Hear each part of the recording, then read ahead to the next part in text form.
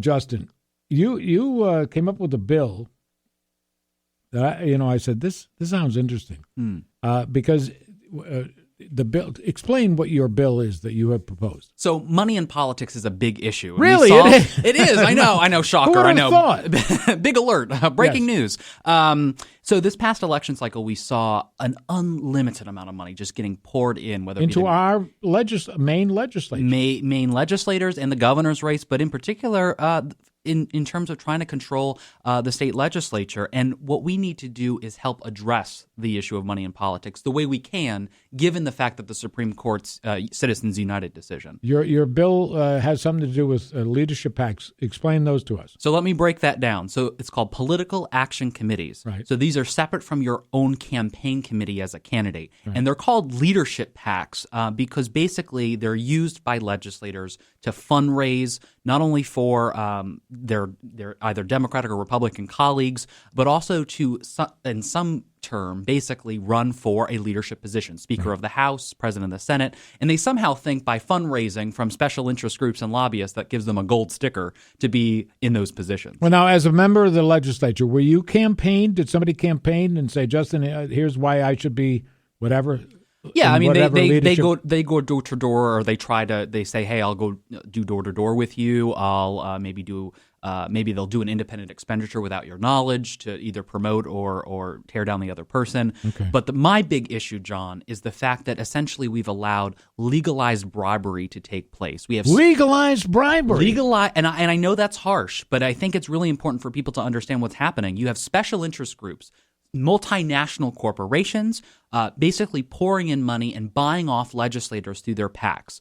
And it creates a bad perception. That sounds crooked. Problem. It sounds crooked, but guess what? It's legal. And, yes. and the problem is, who do you believe? Do you believe the legislator that's like, oh, I'm fighting for your constituent, or I'm fighting for the biggest donor? Yeah. And special interests and lobbyists with the largest checkbook has the greatest access over our leadership on both sides of the aisle. And this is the kicker. It's on both sides, whether you're a Democrat or Republican. Once you get a taste of that power, you don't want to let it go. And it's really sad to see that, because right now, public policy decisions, the things that actually impact you around your dinner table, are really being impacted by these special interests. Talking to Representative Justin Chenette from Saco. And what is your district?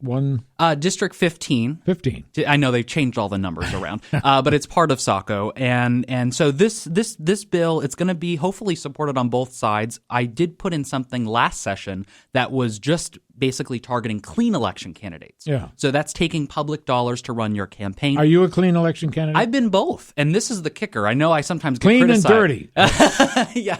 Well, clean is better. I've been traditionally financed before, which does still have a cap. And I do appreciate that. Right. And then clean election I've also been a clean candidate.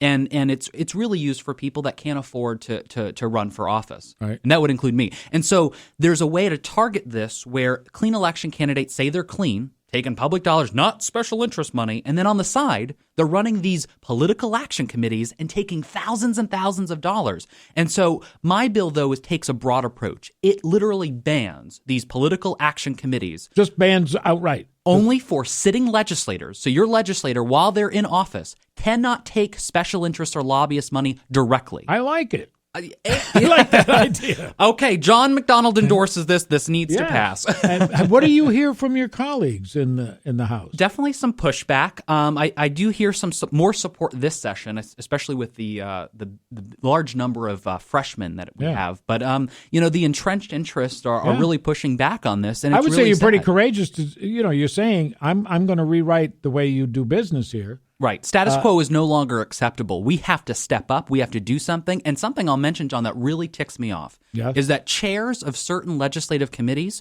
are taking special interest money from the very industries they're supposed to be regulating. That doesn't seem right. I know. Big question mark there. Yeah. So you might be running the Energy Committee and taking a big donation from Time Warner Cable. And so we're hearing when we're talking about broadband and Time Warner Cable's donating to your PAC, who do you think they're listening to? You were saying that drug companies contribute to Big these Pharma also donates. Now, why are they donating? Well, money? I Why was do just going to ask you the same thing. Why are they doing Well, there it? might be a bill dealing with allowing individuals to buy Canadian prescriptions. It might be So there's a lot of different legislation. Well, that you then might there's not the other normally thing. That, think. isn't there a part of the governor's budget plan and that says that we're going to cut off Drugs for the elderly. drugs for the elderly? Yeah. Because come on, they're old. We're not going to waste that They don't money. need to afford their medications, Yeah, they're in the John. checkout they need line to get already. off the couch. Yeah, they're so lazy, those elderly. Yeah, So- we need to address that because that's not it's really about perception. It's not to say that these legislators are bad people; they're good people. Yeah. But the process has gotten in the way of progress, So and when- we have to do something. When does this bill come up? So it's going to be up for public hearing. We've heard from a number of different proposals already. I've testified in support of Anne Marie Mastracchio. She's a representative from Sanford. She has a proposal that's a narrow approach to this, and also Wayne Perry of Arundel. And they have ways of addressing certain pieces of it. But this is LD 619. It will be before the Veterans and Legal Affairs Committee very shortly to have a public hearing. Wait a minute. The veterans and legal.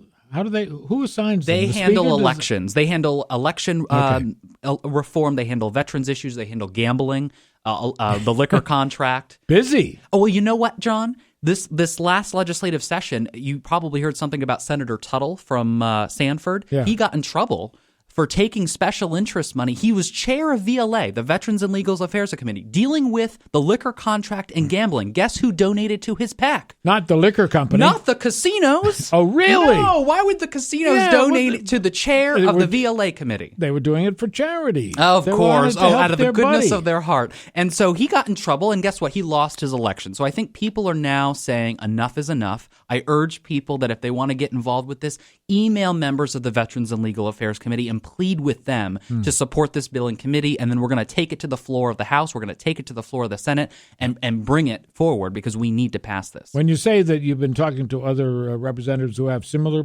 type bills, or that they might be all run together. So I've suggested to the committee that they work all of these bills together and we come up with a comprehensive reform package. Though my bill is kind of like that. It's actually supported by Maine Citizens for Clean Elections, and they're going to have a referendum to increase the amount of money for clean election candidates and increase disclosure requirements. What does this a fall. clean candidate get now?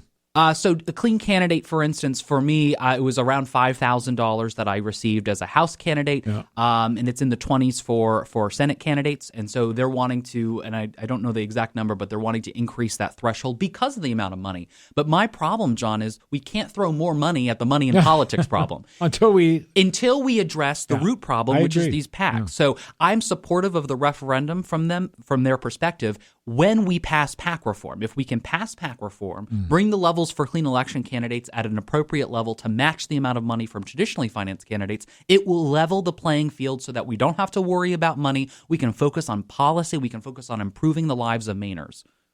So they want to increase the amount that clean candidates get. Isn't there a mechanism that where if you're running against someone who is not a clean candidate and they end up spending Matching, it's called a matching fund, and that was actually ruled unconstitutional. on the basis of what, free speech or The Supreme Court's so weird, and it's like, money is free speech, but we're not going to give you more money to be able to talk. to speak? Yeah, to speak. So it's really confusing to me, but there are some things like this bill that can be done within the letter of the law.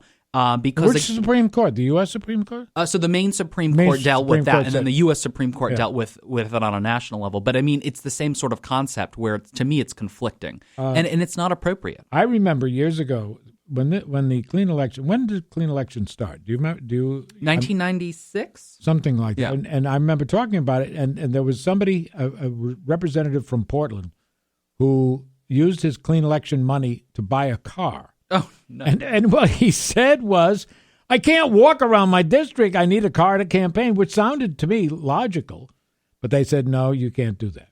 No, and I used to have this belief that we shouldn't be using taxpayer money to fund campaign signs. Yeah. But at the same time, obviously there needs to be stringent requirements on what you can spend that money on. But it does empower average citizens to get involved in the process because not all of us have entrenched special interests writing checks to you left and right. And printing companies get they print them locally, I assume, and most Democrats always have the union label on their printing material. Right. So supporting local is important. It helps the local economy. Obviously, we don't like to see a million campaign signs on the side of the road. But you know what? If you don't have the signs out, people will say, "Where are your campaign signs?" If you don't have, you have to put in the work and earn people's vote, and you can define that however you'd like. But it's visibility. It's talking with folks about the real issues and not worrying about which special interest group is donating to what. Yeah. And getting paid off, because we have already a perception problem in politics and government. We have to address that. So legislators cannot and will not be bought. So you got $5,000 for your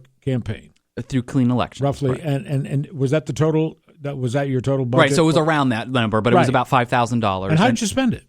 So there was a number of things that you spend the money on. Signs are a big expense, but more importantly, I spent it on letters. And why I spent it on letters was I had individuals from different areas of my district write letters of support on behalf of my campaign and talk to their neighbors. They know their neighbors best, right? And say, hey, listen, this is why I support Justin. This is why I want him in office. And I felt it was it personalized the campaign. But that's how I spent it. That's how I chose to spend it. And obviously, you were the incumbent, which always helps, right? Which always helps. But you can't take anything for granted. This is something I take with the highest respect and I with distinction. And so you have to earn their vote. So, but you know what? My opponent could raise a lot of money, and while she necessarily didn't raise a lot of money, my previous opponent did. I mean, he raised close to $11,000. Your opponent in your last election, who was it? Carol Patterson. And what were your totals? For the final result, percentage, yeah. So I got about 62%. Not bad. Not bad, especially in a wave election for Republicans. And she was the chairwoman of the Republican Party in my community. Yeah. So she definitely had visibility, and I had the utmost respect for her. I really did. And we ran a very civil campaign. We tend to run civil campaigns in Saco. Did you have debates?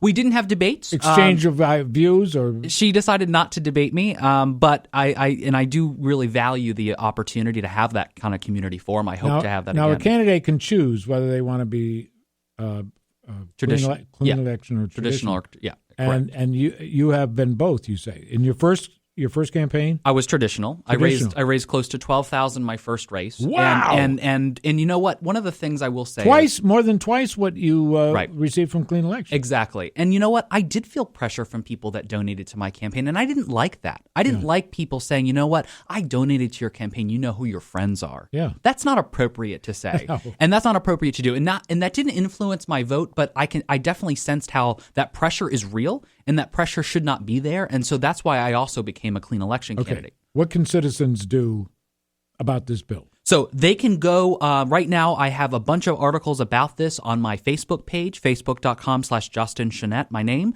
And they can go on and it'll have links to talking with the committee. The Veterans and Legal Affairs Committee is the first stop where this bill is headed. It's LD 619. It bans all leadership PACs, whether a sitting legislator or in a declared legislative candidate. You can get involved, write your legislator, ask them to support PAC reform, and together we can get this passed.